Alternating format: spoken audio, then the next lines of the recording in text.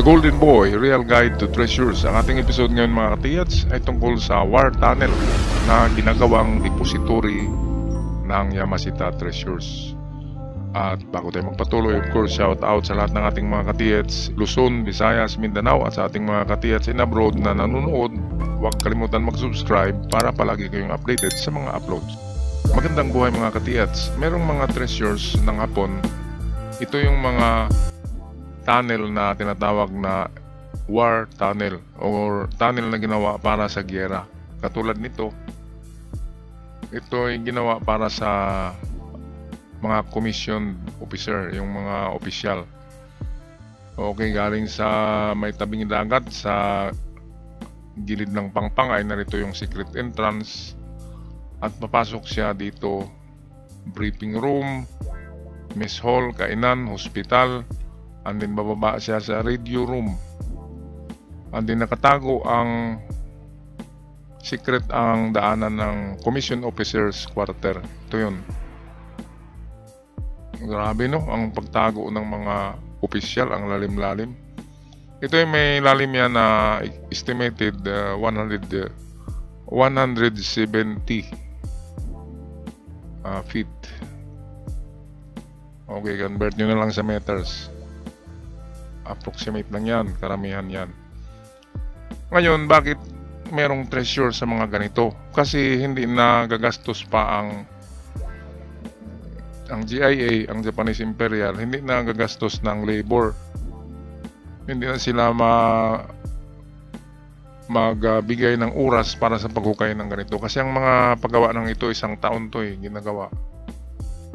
Kaya yan ang direktiba ng kanilang general na diyan na lang itago. So mostly dito tinatago yan sa room ng officers kasi nakatago ito na treasure na room. Concealed room ito, sikreto. Ang daanan ay sikreto din. Okay, meron akong example dito ng ganitong klaseng tunnel, war tunnel ito na ginawang treasure depository. Okay, so ito yan, ito. Ayan, nakita mo ba katiyats? Okay, meron siyang lalim na dito. Ito ay 120 feet plus dito 70. Ito hatiin natin, so 35.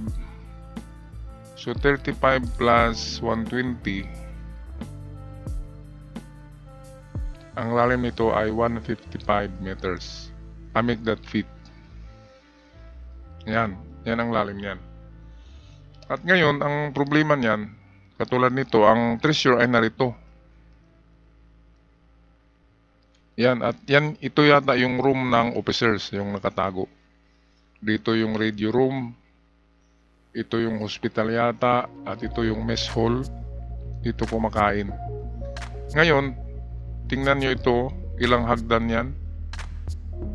Kung sa tunnel pa sa mina, ilang set yan. Diba? Ilang set ba ito? So, 1, 2, 3, 4, 5 set, 6 pala. Bago mag-horizontal, ayan, itong mga bilog yan ang guide. Yan, may mga signs yan, may mga marka yan kung saan liliko or bababa. Katulad dito, ay pwedeng dito lang tayo. Hanggang dito lang tayo kapag maghukay kasi hindi na natin alam kung liliko pa tayo, di ba? Kaya titigil tayo kasi wala na dito, wala. Kaya ang technique diyan, sundan yung malambot na lupa. Kung walang mga guide. Kasi dadalhin kayo ng malambot na lupa dito pababa sa ito. Ngayon, ito decoy kasi ito. Ang problema diyan, pagbaba nyo dito ay mapunta kayo rito. And then tanggalin nyo itong mga nakalagay din na lupa. And then nakikita nyo malaking kwarto pero walang treasure. Yan ang problema. Yun pala ay dito lang sa baba. Ang sikreto niyan na itong mga bilog, bato yan na kasing lagi ng ulo na may mga marka. Ang marka niyan ay direction. At narito sa bottom ng flooring ng room na ito, nasa flooring under ang big deposit. Ito yun. Pero nasa 155 feet. ang lalim. Nasa bedrock na siya. So yan, totoo talaga na mayroong mga war tunnel na mixed use ginamit din na treasure depository. Ngayon tingnan natin itong foxhole. Ito yung ating episode ngayon, ang foxhole ng hapon na ginamit na depository. So kung foxhole, mababaw lang yan. Ang mga foxhole hanggang 3 meters lang, 4 meters, ganyan. So ito yung ating diagram.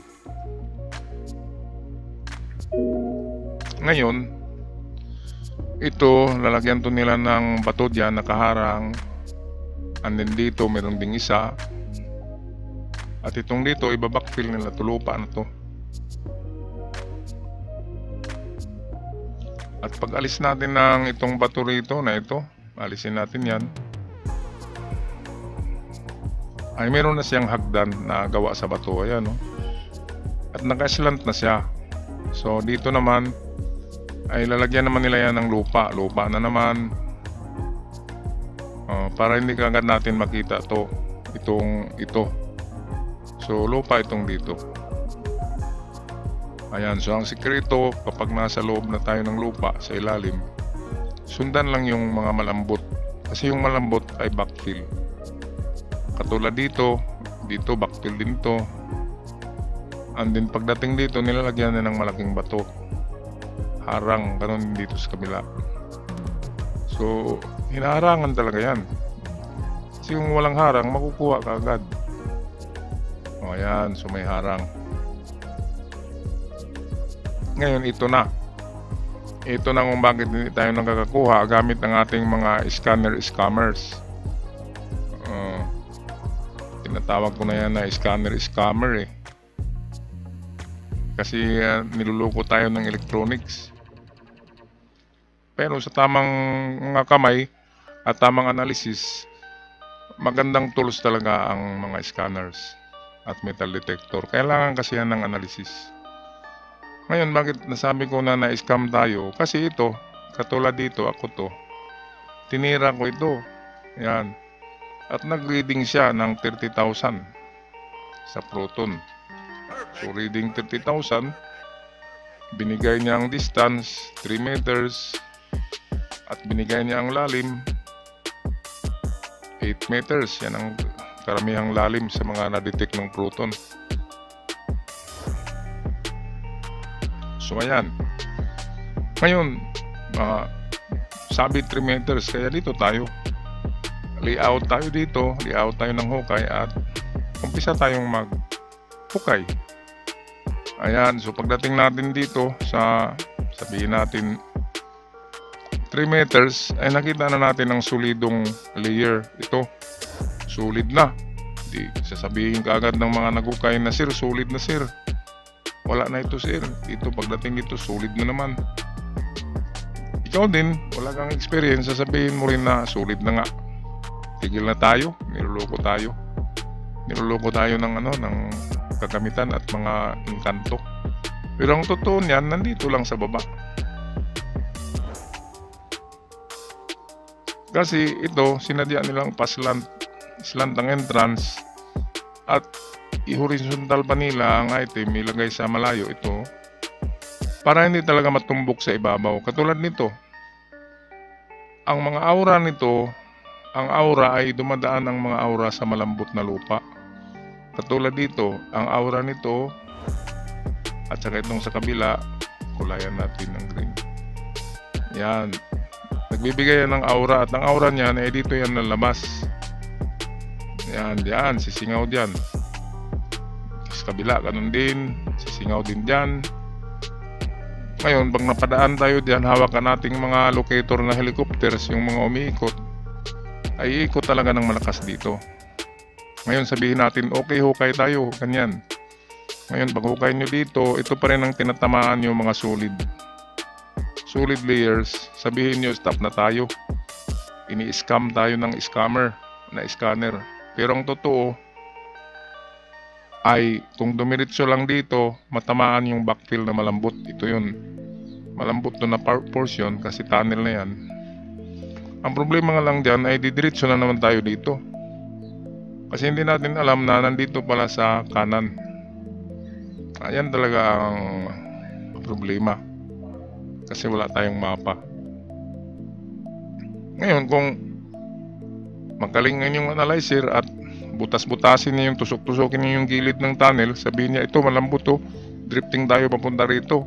O di tamaan nyo yan. Pero ang problema, yung ang sabi ko sa mga naglagay ng casing ng timber na pwedeng uli na muna yan. I-timber natin kung sure na. Kasi yung timber kagad tayo, hindi tayo maka-adjust. Baka nasa gilid lang. Itong mga timber naman, nanigurado sabi, sir, mag-timber na kagad tayo, baka babagsak yung lupa. Ay, hindi ba yung babagsak kung 6 meters pa lang, 5 meters? Hindi pa yung nakakamatay. Ang nakakamatay yung abot na sa 12-14 meters na lalim.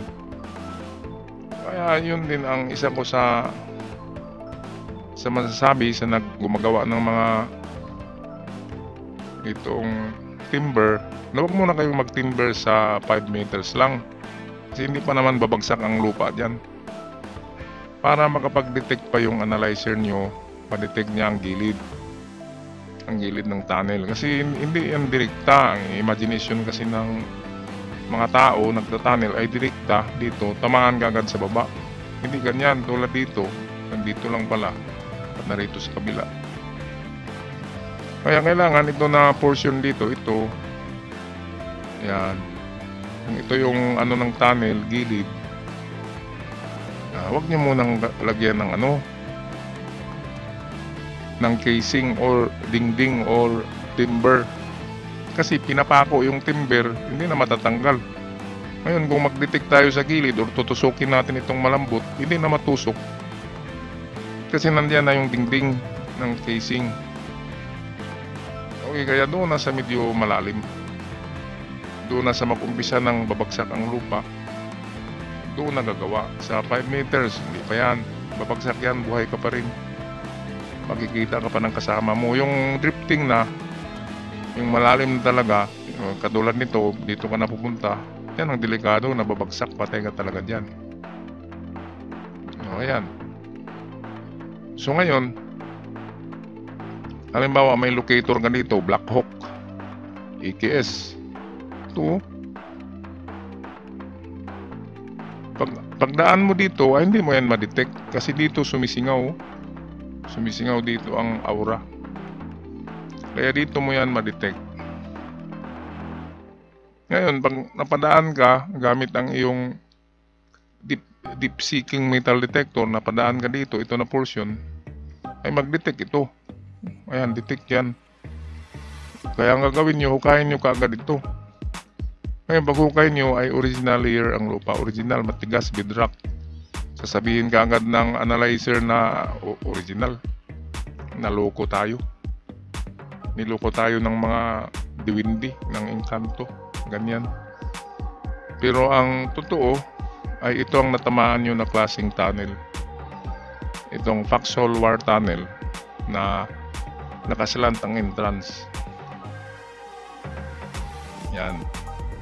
So ito ang tinatawag natin na decoy. Itong mga sumisingaw dito, gumaganyan na aura, yan ang ma-detect ng ating kagamitan at sasabihin natin na decoy tayo. Na decoy nga kasi narito lang ang item. Ngayon, kung may gamit kayo na deep seeking metal detector at mga scanner at na-scan nyo talaga ito, patuloy lang kahit na original layer ito, matigas na bedrock, patuloy lang kasi nasa baba lang yan. Patuloy lang. Okay, ang deep seeking metal detector kasi ay direktang baba yan. Baba ang kanyang detection. Okay, ganun din yung scanner pag napadaan, mga GPR, ground penetrating radar, ganun din. Pero pagdating sa analysis ng mga nag-tunnel, sasabihin kasi nila na original layer ito. Ganun din sa kabila. Sabihin nila na wala talaga ito. Kaya yan ang ating problema, dilema sa treasure hunting kapag maka-encounter tayo ng mga ganitong klaseng tunnel. Okay, so hanggang sa muli mga katiyats, ako'y magpaalam na. Maraming salamat. Ingat kayong lahat sa inyong mga proyekto.